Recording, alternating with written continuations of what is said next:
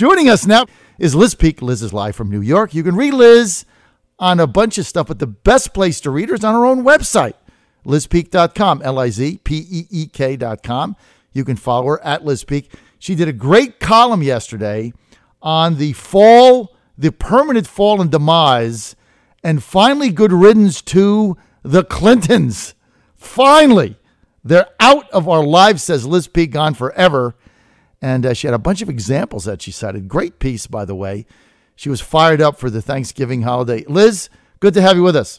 Good morning. I'm glad to be here. And yes, I'm not so excited to see the Clintons exiting stage left, and it is certainly stage left, because I'll miss writing about Hillary Clinton. But you know, I think honestly it's sort of just too much water over the bridge now. And really the latest thing, as you well know, is that a lot of people on the left, Democrat politicians and pundits alike, are going after Bill Clinton and sort of reviewing the fact that he got such a pass on the Monica Lewinsky affair, accusations of rape from Juanita Broderick, et cetera. I mean, it's sort of like the left covered up for him, including, by the way, his wife. So I've gotten a lot of Twitter messages from women saying, well, do you blame Hillary Clinton for his infidelity? Number one, it wasn't infidelity.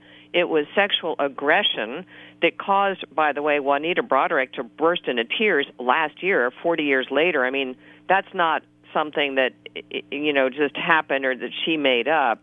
And Hillary Clinton covered up for him. Hillary Clinton intervened with this women and is accused of having tried to intimidate them into silence.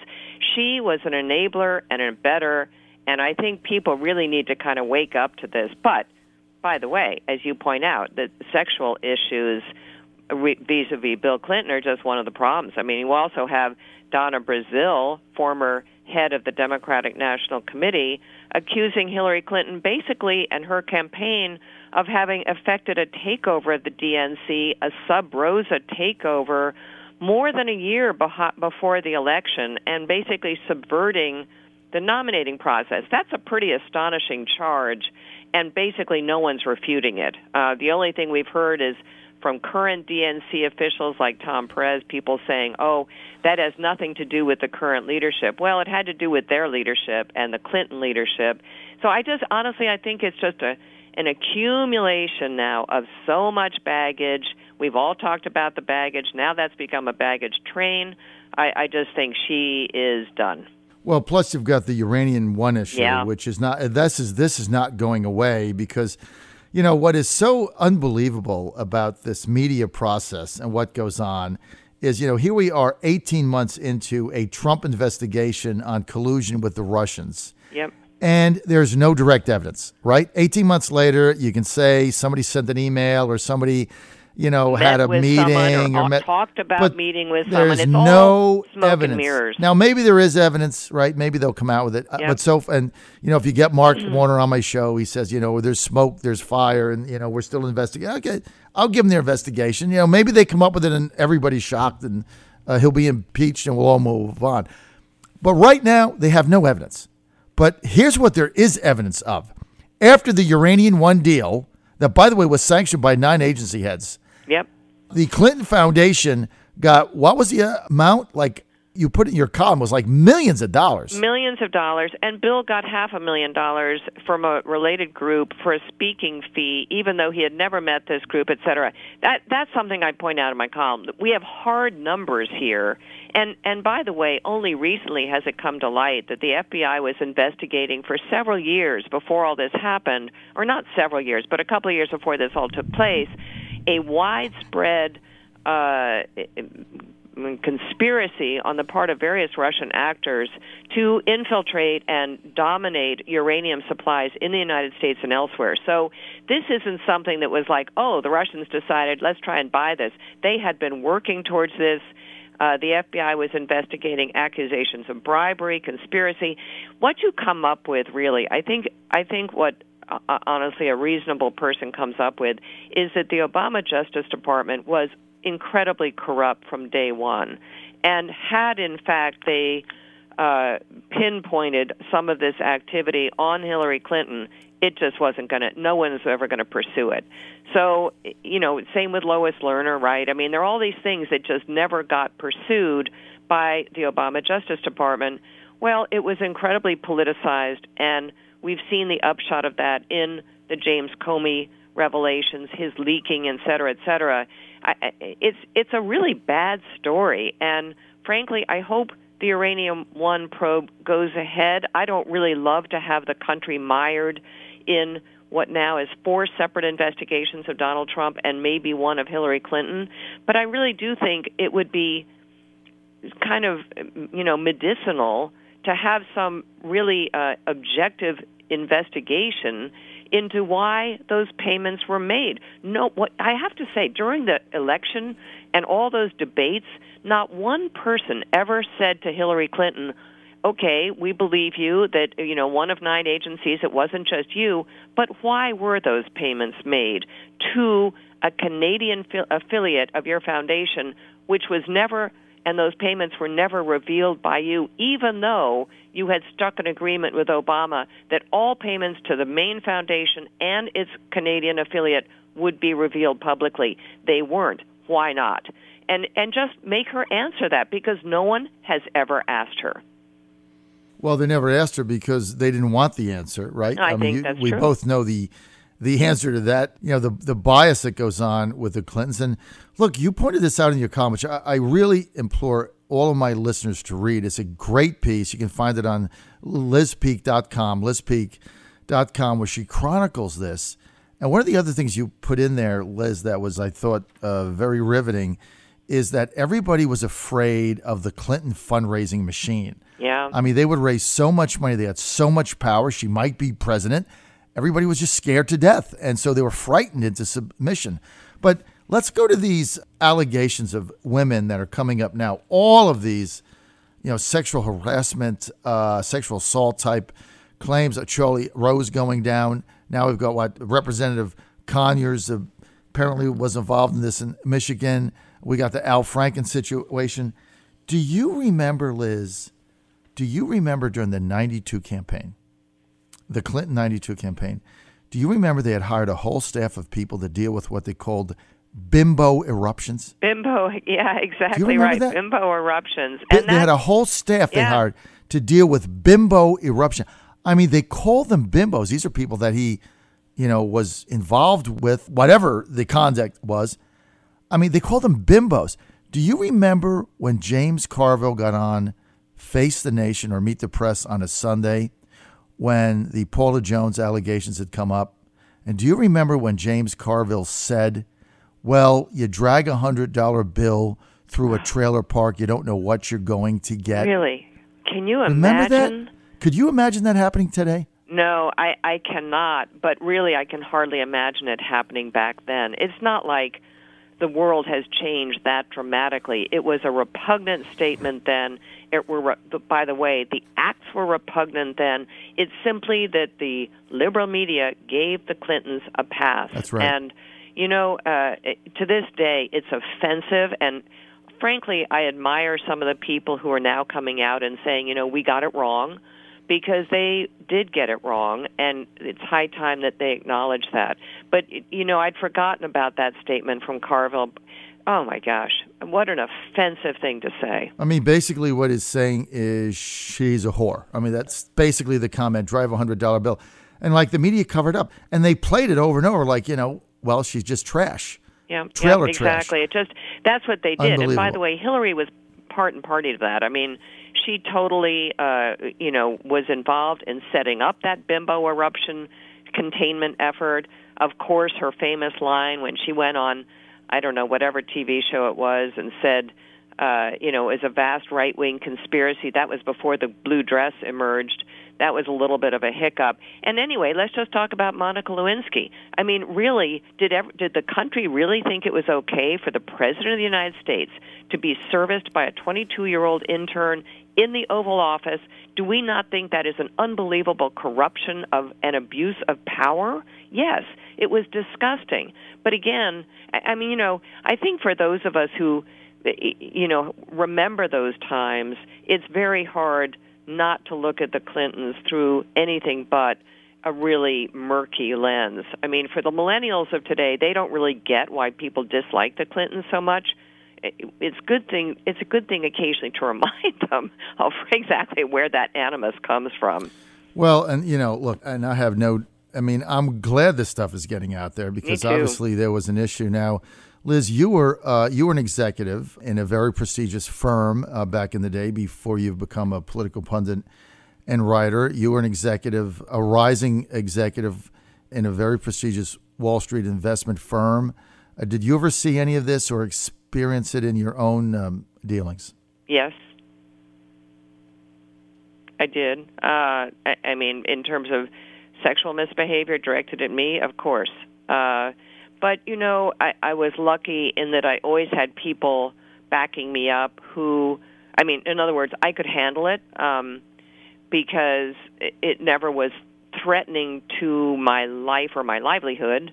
And so if somebody was obnoxious or behaved badly in my presence, I just sort of somehow countered that and moved on. But and I never, in those days, people rarely reported incidents, because who would you report it to, right? I mean, it wasn't like the firms really set up.